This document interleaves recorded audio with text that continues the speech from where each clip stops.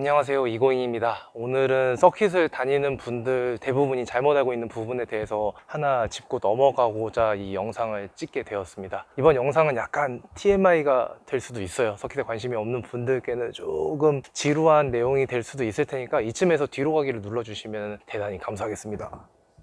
지난 영상에서 슬립률에 대한 내용을 잠깐 언급했었는데, 차를 본격적으로 타려면 혹은 랩타임을 제대로 내려면 꼭 알아야 할 내용 중에 하나라고 생각을 해요. 요즘 벨로스터 앤 원메이크 레이스가 한참 핫하잖아요. 레이스 스타트할 때 보니까 정말 장관이더라고요. 우르르 몰려서 첫 번째 코너에 진입하는 거 보면 진짜 후덜덜합니다. 진짜 많은 선수들이 대회에 참가하고 있는데 정말 많은 차량들이 경합을 벌이는 모습이 진짜 멋있고 또 볼맛이 나더라고요. 근데 얼마 전에 개인적으로 약간 쇼킹한 일이 있었어요. 벨 앤 원메이크 선수 중에 친구놈이 하나 있는데 슬립률에 대해서 전혀 모르고 있더라고요. 그냥 트랙데이를 즐기는 일반인 정도였으면 그러려니 했겠지만, 선수라는 녀석이 슬립률을 모르다니. 친구 녀석 앞에서 겉으로 내색은 안 했는데 내심 놀라긴 했습니다. 개인 출전하는 것도 아니고 팀원도 여럿이고 감독도 있고요, 동료 선수까지 있는데도 말이죠, 그 누구 하나 슬립률에 대한 기본적인 것조차 알려주지 않았다는 게 저 개인적으로는 조금 놀라운 부분이었어요. 그런데 더 놀라운 건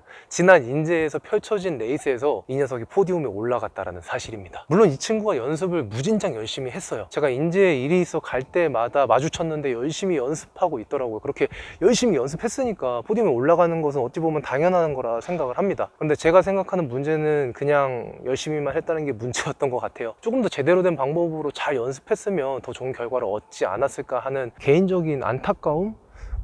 아쉬움? 그런 게 있어서 여러분들과 이 내용을 공유해 볼까 합니다. 슬립률과 슬립앵글, 이 두 가지는 카레이서라면 당연히 알아야 할 가장 기본적인 내용일 거예요. 인터넷을 조금만 뒤져도 많은 자료와 상세한 설명이 있으니까요, 궁금하신 분들께서는 어렵지 않게 관련된 자료를 찾으실 수 있을 것 같습니다. 그런데 인터넷을 아무리 뒤져도 나오지 않는 내용이 하나 있어서 그 부분에 대해서 여러분들께 말씀을 드리고 싶어요. 바로 서킷을 타느냐 혹은 차를 타느냐에 대한 부분입니다. 제가 영상에서 몇 번이나 언급한 이 책에 나오는 내용이기도 해요. 카레이싱 최후의 비밀이라는 책인데요, 값이 32,000원인가? 그 정도밖에 안 해요.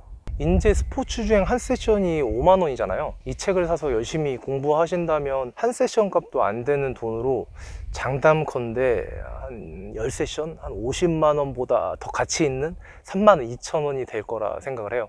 지금부터 하고자 하는 이야기는 제 머리에서 나온 이야기가 아니고요, 이 책의 저자인 로스 벤틀리라는 모터스포츠계의 대선배님께서 하신 말씀을 여러분들께 그저 소개하는 겁니다.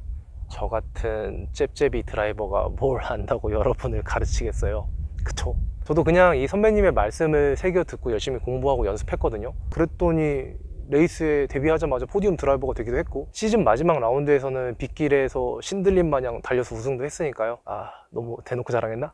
어쨌든 저한테도 분명히 도움이 됐던 내용이고 여러분께도 분명히 도움이 될 내용이라고 생각을 합니다. 아마 대부분의 사람들이 서킷에 와서 서킷을 타는데 집중을 많이들 할 거예요. 1번 코너에서 브레이킹 포인트는 이렇고 라인은 저렇고 CP를 여기를 찍고 여기서 엑셀을 밟아야 된다라든지 터닝이 늦어라든지 그런 거 있잖아요. 서킷을 타는데 필요한 족보 같은 거, 시험 볼 때 족보 같은 거 생각하면 비슷한 것 같아요. 그런데 여러분, 과연 서킷을 타는 법이 중요할까요? 아니면 지금 타고 계시는 차를 제대로 타는 게 더 중요할까요? 예전 영상에서도 했던 질문인데 한 번만 더 질문을 던져보도록 할게요. 자, 여기 A라는 드라이버가 있고요, B라는 드라이버가 있습니다. A라는 드라이버는요, 인제 스피디움을 주구장창 와서 코스 구석구석 아주 훤하게 잘 알고 있어요. 수치로 100% 알고 있다라고 가정을 해볼게요. 그런데 B라는 드라이버는 인제 스피디움을 몇 번 안 와봤어요. 한 서너 번 와봤나? 대략 70% 정도만 코스 파악을 끝낸 상태죠. A라는 드라이버는 코스에 대한 숙련도와는 다르게 차에 대한 숙련도가 조금 부족합니다. 80% 정도밖에 다루지 못한다라고 가정을 해볼게요. 하지만 B라는 드라이버는 차를 아주 잘 다룹니다. 100%를 다룬다고 가정을 했을 때요, 과연